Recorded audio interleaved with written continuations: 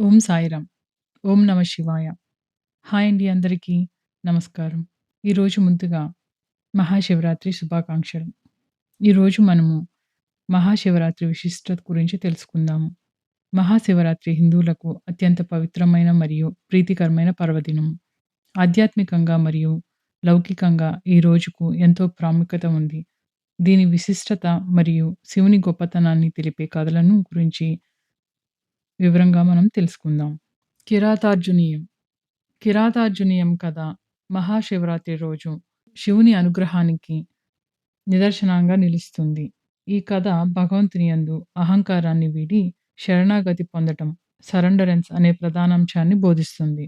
కిరాతార్జునీయం అంటే శివుడు కిరాతుడు అంటే బోయవాడి రూపంలో వచ్చి అర్జున్ని పరీక్షించి అనుగ్రహించిన అద్భుత ఘట్టం.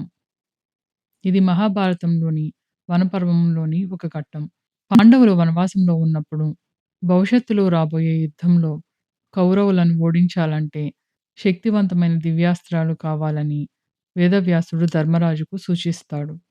అర్జునుడు ఇందుకు సరైన వ్యక్తి అని నిర్ణయించి పరమశివుడిని మెప్పించి పాశుపతాస్త్రాన్ని పొందమని చెబుతారు. పాండవులు వనవాసంలో ఉన్నప్పుడు భవిష్యత్తులో రాబోయే యుద్ధంలో కౌరవులను ఓడించాలి అంటే శక్తివంతమైన దివ్యాస్త్రాలు కావాలని వేదవ్యాసుడు ధర్మరాజుకు సూచిస్తాడు. అర్జునుడు ఇందుకు సరైన వ్యక్తి అని నిర్ణయించి పరమశివుడిని మెప్పించి పాశుపతాస్త్రాన్ని పొందమని చెప్తారు. వ్యాసుడి సూచన మేరకు విజయవాడ ఇంద్రకీలాద్రి కొండపై శివుని కోసం ఘోర తపస్సు మొదలు పెడతారు. కేవలం గాలిని మాత్రమే ఆహారంగా తీసుకుంటూ ఒంటికాలి మీద శివపంచాక్షరి మంత్రాన్ని జపిస్తాడు. అర్జునుడి తపస్సు వల్ల లోకాలు వేడెక్కాయి. అర్జునుడి భక్తిని, పట్టుదలను లోకానికి చాటడానికి శివుడు ఒక లీలను ప్రదర్శిస్తాడు. శివుడు ఒక కిరాతుడి వేషంలో, పార్వతీదేవి ఆయన భార్య రూపంలో అక్కడికి వస్తారు. అదే సమయంలో ముకాసురుడు అను రాక్షసుడు పంది రూపంలో అర్జునుడి తపస్సును భగ్నం చేయడానికి వస్తాడు. అర్జునుడు ఆ పందిని చూసి బాణం వేస్తాడు. 2 బాణాలు ఒకేసారి పందికి తగులుతాయి. అర్జునుడు నేను కొట్టిన పందిపై వేరే ఎవరు బాణం వేశారు అని గర్వంగా అడుగుతాడు. అప్పుడు బోయవాడు నేనే ముందు వేశాను, ఈ వేట నాది అని వాదిస్తాడు. మాటామాటా పెరిగి వారిద్దరి మధ్య యుద్ధం మొదలవుతుంది. అర్జునుడు తన అస్త్రాలను ప్రయోగిస్తాడు. కానీ ఆ బోయవాడు వాటన్నింటినీ చిరునవ్వుతో ఎదుర్కొంటాడు. చివరికి అర్జునుడి అస్త్రాలు అయిపోతాయి. అర్జునుడి చివరికి తన గాండీవం ధనస్సుతో కొట్టబోతే అది కూడా విరిగిపోతుంది. చివరిగా ఇద్దరి మధ్య మల్ల యుద్ధం జరుగుతుంది. ఆ బోయవాడి బలానికి అర్జునుడు విస్తుపోతాడు. అలసిపోయిన అర్జునుడు తనను తాను రక్షించుకోవడానికి అక్కడ ఒక మట్టి లింగాన్ని చేసి దానికి ఒక పువ్వు పెట్టి ప్రార్థిస్తాడు. ఆశ్చర్యంగా తను లింగంపై పెట్టిన పువ్వు బోయవాడి శిరస్సుపై కనిపిస్తుంది. అప్పుడు అర్జునుడికి అర్థమవుతుంది. తనతో యుద్ధం చేస్తోంది సాక్షాత్తు ఆ పరమేశ్వరుడే అని. వెంటనే శివుని పాదాలపై పడి క్షమించమని వేడుకుంటాడు.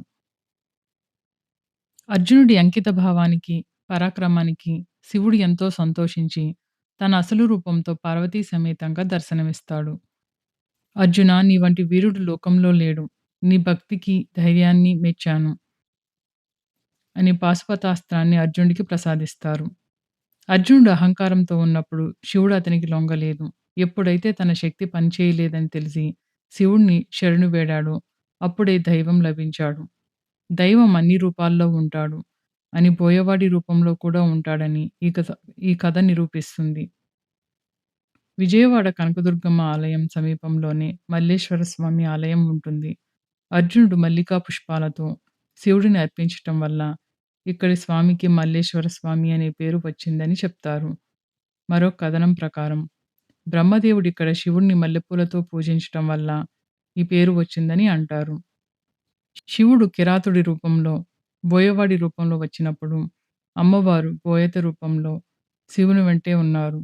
ఈ కొండపై శక్తి దుర్గమ్మగా మరియు శివుడు మల్లేశ్వరుడుగా ఇద్దరూ కొలువై ఉండటం వల్ల ఇది అత్యంత శక్తివంతమైన క్షేత్రంగా విరాజిల్లుతోంది. విజయవాడ ఇంద్రకీలాద్రిపై మహాశివరాత్రి వేడుకలు అత్యంత వైభవంగా జరుగుతాయి. ఇంద్రకీలాద్రి మెట్ల మార్గంలో ఉన్న పాతాళ లింగాన్ని దర్శించుకోవటం కూడా ఒక ఆచారంగా వస్తుంది. విజయం కావాలనుకునేవారు విజయవాడ మల్లేశ్వరుడిని, ముక్తి కావాలనుకునేవారు కాశీ విశ్వేశ్వరుడిని దర్శించుకోవాలని పెద్దలు చెప్తుంటారు. క్షీరసాగర మదనం. విష్ణు పురాణంలో దేవదానవులు అమృతం కోసం క్షీరసాగరాన్ని మదించినప్పుడు పుట్టిన భయంకరమైన విషాన్ని లోకాలను రక్షించటానికి శివుడు ఆ విషాన్ని తాను సేవించి కంఠంలోనే నిలిపివేసిన రోజు మహాశివరాత్రి. విష ప్రభావం వల్ల ఆయన కంఠం నీలంగా మారుతుంది. అందుకే ఆయన నీలకంఠుడయ్యాడు. విష ప్రభావం వల్ల ఆయనకు నిద్ర రాకుండా ఉండటానికి దేవతలందరూ రాత్రంతా మేల్కొని ఆయనను స్తుతించారు. అందుకే మనం రాత్రంతా శివునికి అభిషేకాలు చేస్తూ జాగారం చేస్తాం.